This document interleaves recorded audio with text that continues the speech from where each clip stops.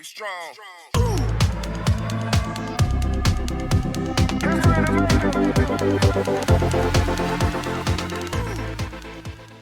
Hello everyone and welcome back to another Magic the Gathering Commander deck profile.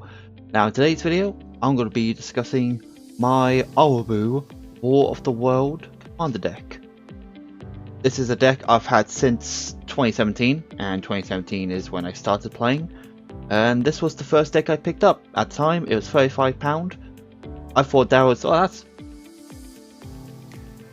a lot for a Commander deck, this has to be a good one, so I picked it up. At that point I didn't really know how much precons cost, so 35 seemed pretty fine to me. I have no idea what the deck goes for nowadays. But yeah, Arahbo, I was asked, you like cats? Yes, I like cats. So I went down to Skyward to pick it up, and yeah, I just fell in love with cats, so shocker. The person who owns a cat likes cats. But this, I got this way before I got Milkshake. But yeah, Arahbo has one of the broken mechanics in the game called Eminence. There's a good reason why only 5 cards in the world of Commander or in the world of Magic has Eminence on it. Eminence is, I would say it's a keyword that can be activated in the command zone or on the battlefield. For example, Arahbo. He can target a cat and he gets +3/+3 to the end of the turn, and that's at the beginning of combat. Or if he is on the battlefield, he can pay 3 mana and target creature gets +X/+X to the end of the turn, and trample, where X is its power. So it just makes the cat even bigger and gives it trample. That's really good. For the longest time I didn't actually run Arahbo as the commander, because I really liked Nazan, the revered bladesmith. He was also printed in the deck. At the time, you had 3 possible commanders. It was Nazan, Miri, and Arahbo, of course.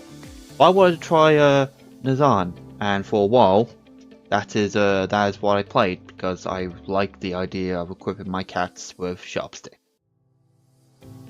I still do to this day, but I really want to rebuild Kemba, because I think Kemba is probably my best commander Voltron deck.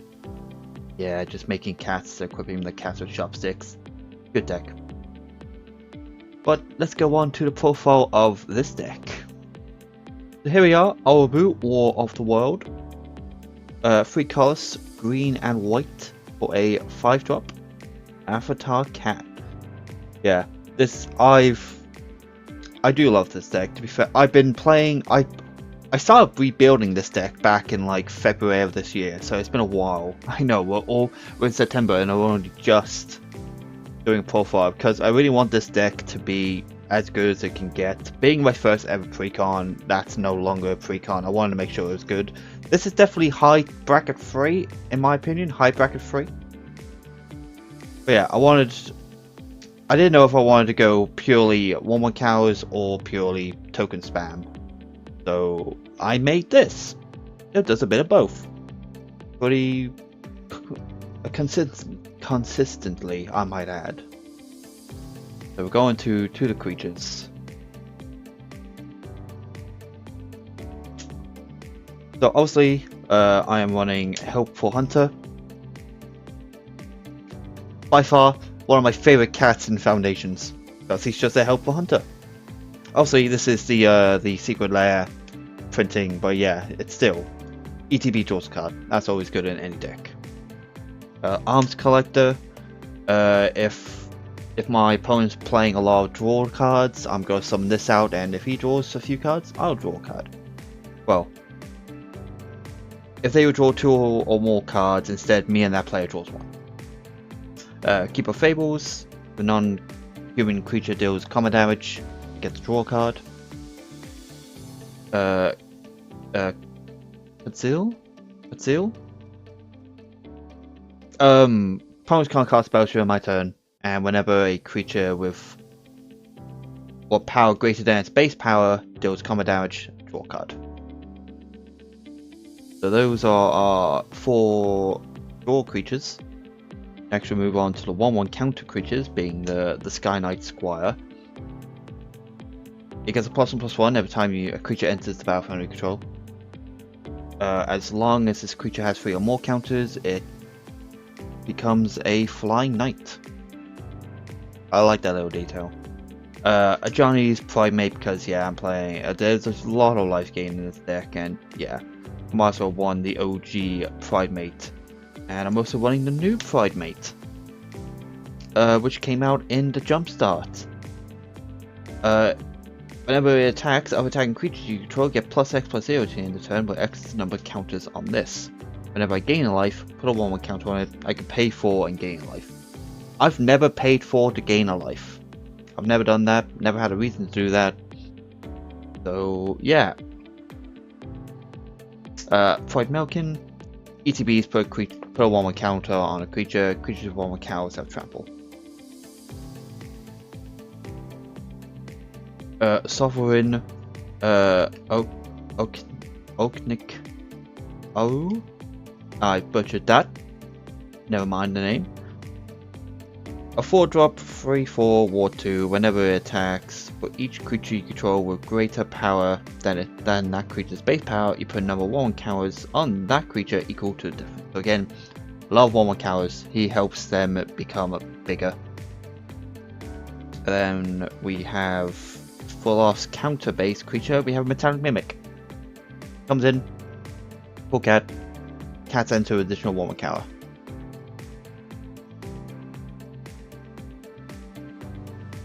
God, I should start putting them in a pile maybe, because this is gonna get this is gonna get big. So, Pride Sovereign.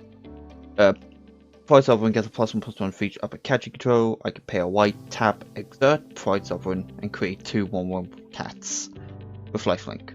Though doing that, he doesn't untap during the untap step. He will just stay tapped for the turn. Feline Sovereign, other cats get +1/+1 and protection from dogs. I only know one. Zed's the only one I know who plays dogs. Well, cat dogs. Still. Whenever a cat you control does combat damage to a play, can destroy up to 1 target after acting on enchantment that play control. So it's after enchantment removal. And then we have my Orphan Guard. I don't have him as companion, because, for example, I have a Metallic Mimic, so yeah, I can't run him as a companion, because yeah, don't need a chosen creature type on the battlefield. But he is still a 3-drop, 3/2 Vigilance, and he gives all other creatures as a cat, nightmare, elemental, dinosaur, beast, gets +1/+1, and has Vigilance. Skyhunter Strike Force. Flying 2/2 with melee, so whenever this creature attacks, it gets a +1/+1 to the end turn for each opponent you've attacked as combat, and it has Lieutenant. So if my commander is on the battlefield, all my other creatures have melee. Gain the Pride gives over cast +2/+1. Very simple. Jazzle Goldmane. First strike 4/4, you may pay 5 and attack creature you control get +X/+X in turn, where X is the number of attacking creatures. So this helps when I'm trying to go wide, because all the tokens I've probably made, if I made 5 tokens and I smack, they're all getting +5. Everything's getting +5. My Leonin Titan, he is my big blocker, being 4/7. When it blocks, it gets +7/+7 to the end turn, and I can pay a white to give him protection from any color.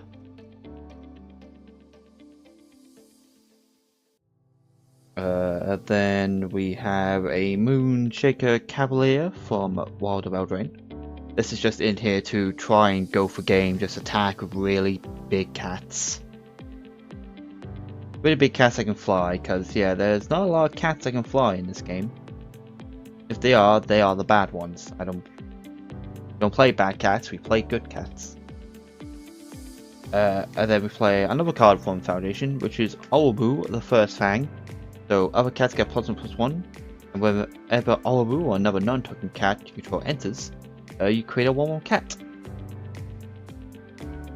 Yeah. This is sort of it gives other cats +1/+1 lifelink, and when this enters, it creates 2 1/1 cats with lifelink. I am sort of going through what there's like 4 creatures in here that makes tokens. 4? Yeah. Because then we have Leon War Leader. When he attacks, you create 2 1/1 black, 1/1 white cats with lifelink that are tapped and attacking. Brimaz does a similar thing, except it makes a 1/1 with Vigilance attacking, and when he blocks, he creates a 1/1 with Vigilance blocking. A Frontland Veladar, which Vigilance, creature you control with Vigilance have pay 1, tap target creature. This is good to just kind of stop them from blocking, because yeah, attacks, I'll tap my guy, I'll tap your biggest defender, I'll tap your biggest defender, and I'll tap your biggest defender. Spirit of the Hearth, so a 6-drop 4/5 flying, and I have hexproof. And then Miri is one of the command options for the old precon. First strike. While it attacks, each opponent can't block with more than 1 creature, and while it is tapped, no more than 1 creature can attack me each combat. It is quite a problem solver. I used it on Friday to try and make sure that I couldn't be hit by 1 creature. I also had Swifties on her, so it means that she couldn't be targeted. So if they wanted to get rid of her, they had to get rid of Swiftie. Unfortunately, they did. We have my Cruelty Slingers. Reach. Whenever it or another cat enters, I can destroy a target artifact or enchantment. My Explorers, just for like plain search. If there are 2 opponents with more lands than I do, I can search for 2 basic planes and put them into my hand. And then we have the cat snake himself. It says can't be countered, and creature spells can't be countered. It just means my snakes. That's my snakes. It just means my other cats can't be countered. I used to do a lot of Radagast, really good card of Radagast. And then Veladar Sovereign, which is a win condition. If I have 40 or more life, I win the game. And normally I don't have any way currently of flashing him in, but still, potential win. Sure. Now we go to artifacts. So it's a commander deck, so we're running like Soul Ring and Arcane Signet. We are running Tribal, so we are running Held Horn, Urza's Incubator, and a Patchwork Banner, along with a Vanquisher's Banner.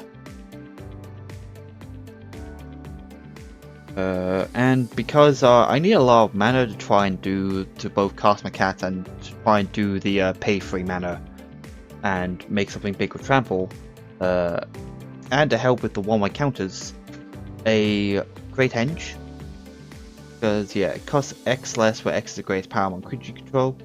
Taps with 2 green, gain life, and whenever non-token creature enters with a 1/1 counter on it, and I can draw a card.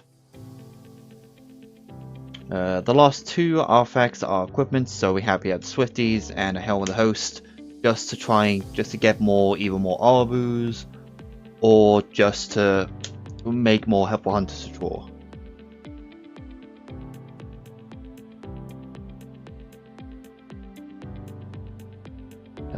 Next, I guess Planeswalkers. I do run 2 Planeswalkers. I run Ajani, Strength of the Pride, and Ajani, Mentor of Heroes.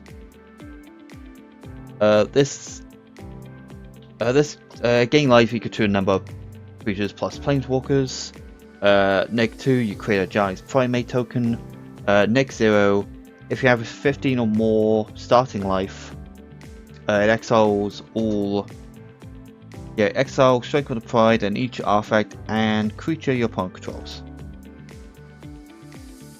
Mentor of Heroes, you can +1 to distribute 3 1/1 counters among 1, 2, or 3 target creatures you control. +1 to look at top 4 cards of your library. You may reveal an aura, a creature or planeswalker card among them and put it into your hand. The rest go to the bottom, or the neck 8, which is gain 100 health. which could work with both him and the Felidar. What was it called again? The Felidar Sovereign, yeah. Now we go on to instances. So again, we play white in Commander, so we run that Swords Plowshare. Stroke of Midnight, Beast Within, those are my instant removal cards. For searching, we have an Enlightened Tutor, Aldromi's Call, just so I can search a creature, or this is search for enchantment or an artifact. Return the Wild Speaker to help for draw. Mainly for draw, I rarely use the +3/+3. Heroic Intervention to help against board wipes, and same with Dawn's Truce to help with board wipes. A Chroma's Will to help to try and go for game. And a White Sun Zenith just to try and create as much tokens as I can.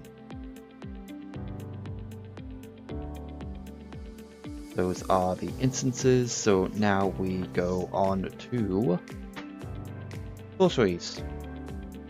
A Sylvan Scrying to search for a land, add to my hand. Cultivate to search for 2 basic lands. A Derek Tutor to search for enchantment. Nathan's Ribbon, it's a green Sun Zenith, but for an extra green, and for 4 green, Harmonize. Posturous Proportions to make my cats like over 10 10s with Vigilance. I actually use this with the combo of Unnatural Growth, so they were extremely huge. For the last sorcery, it's in X life, draw X cards, where X is the number of creatures you control. Creatures you control get +1/+1 to the end turn. So if I have 8 creatures, that's 8 life and draw 8 cards. Normally it doesn't put that many, it doesn't give that many 1/1s to the end of turn, it's just a 1/1. And now for, in my opinion, my fat stack of enchantments. So, enchantment is welcome for life gain, 4 shards for artifact and enchantment removal. This is probably the best enchantment in the deck, in my opinion. Tribute to the World Tree. I don't think many people know what this card does. So, whenever a creature enters under your control, draw a card if its power is 3 or greater, otherwise you put 2 1/1 counters on it. This was the main card I wanted for Martian Machine, and I was so happy when I got it for my bundle box. The card is very good in my opinion. It's definitely in my top, I think it is in my top 5 of green cards. Descendant's Path, so if I still control a cat, I roll a top card. If it's a cat, put it onto the battlefield without playing or without casting it. If not, it just goes to the bottom of the library. That's fine. Lurking Predators. Every time I play this card, it's the same reaction. Shit. That's the reaction every time. But fair, it's whenever the opponent casts a spell, I roll a top card of my library. If it's a creature, I can put it onto the battlefield. If not, I may put it on the bottom of my library.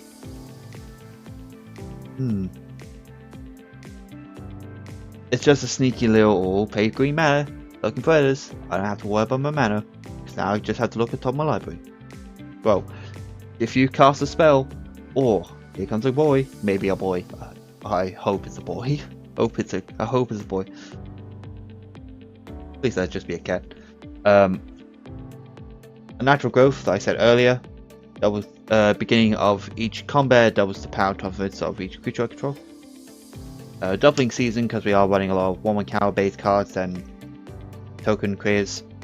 And then last but not least, a Virtue of Strength to triple the amount of mana my basic lands produce. Or I can pay its 1 green sorcery, adventure, search for, well, go into my grave, pick a creature or a land and put it to my hand. This is really gonna sack lands though. Also a good target for sack lands. Last but not least, lands.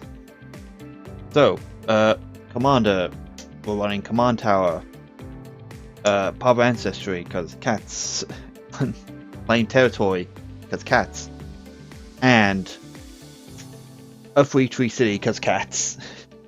This is usually the one card I'm searching with Sylvan Scrying, because, yeah, the card is dumb.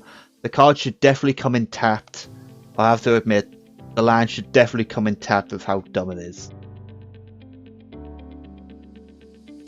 Then we're running like Temple Garden, Harshwood Verge, Bushlands, Sunpale Grove, Overgrown Farmland, and a Canopy Vista. So those are all the double color lands. Colorless lands, we have a Temple of the False Gods, Hall of Helios Generosity, a Relinquished Tower, Urza Saga to also search for the 3-3 city. And then the last two non-basic lands, which are sack lands, being Windswept Heath and a Evolving Wilds.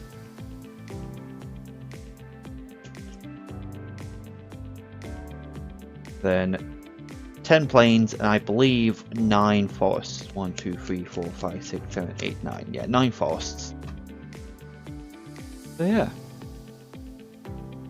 The deck, I've been loving this deck a lot. It's just nice to just play cats again. I'm just a very white player. A lot of my decks involve white. I just think white is one of the best colors. I know my friend Ben thinks that the best color is blue. I don't know. I disagree. I think it's white. White has some of the best one-drop removal spells in the game, in my opinion. But yeah, I would like to hear what you guys' opinions are on white, if you like it, or what's your favourite colour. And yeah, I'll read the comments and try and get back. So yeah, that has been my Arahbo War of the World Commander deck profile. As always, I'll leave a link in the description to Architect. And yeah, if you enjoy these videos, make sure to hit that subscribe button, hit the bell to get notified when I upload more videos. I do have some spicy videos coming up soon. They are Spider-Man related, so keep an eye out for that. There should be a video popping Saturday, and then a video popping up Wednesday, next week, Wednesday. But yeah, keep an eye out for that, and we shall see you guys in the next video. Bye.